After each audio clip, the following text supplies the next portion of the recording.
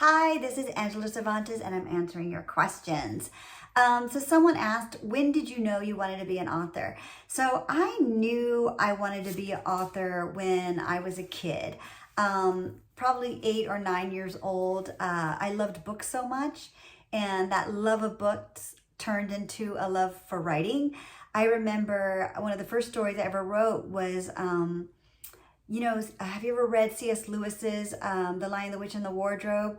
Well, I read the whole box set, and I wasn't ready for it to be done. I wanted to know more about the characters, so I created my own sequel with my own characters, and that was probably one of the first attempts at writing a book that I ever did, and that was probably at 9 or 10 years old when I did that. So I've always known I wanted to be a writer. I just didn't know how to become a published author. But I later learned through college, by asking people, by talking to other authors, by going to writing conferences, and that's how I became a published author. Next question. Do you read your reviews, and do negative reviews upset you? I do read my reviews, some of them.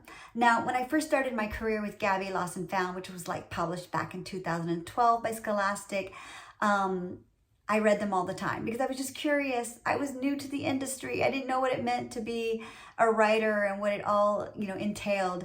And most of the reviews were very good. I'm very lucky, and I'm grateful for that. I'm grateful to anyone out there who reads one of my books and writes a review, because as authors, especially as a Latinx author, we depend on those reviews. Some people will never even hear about our books or know about us unless you write a review for our book. So thanks to all of you who go out there and write reviews for us. Do negative reviews upset you? Not really.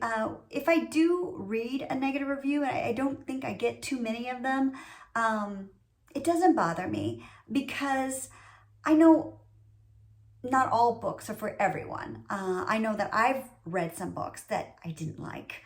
Now, of course, I don't go out and write reviews for those books I didn't like. I keep it to myself. I go, that book wasn't for me, and I move on to the next book, trying to find another good one.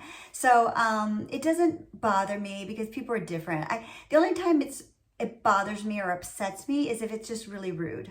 You know what I mean? There's no reason to ever be rude. That's just what I think.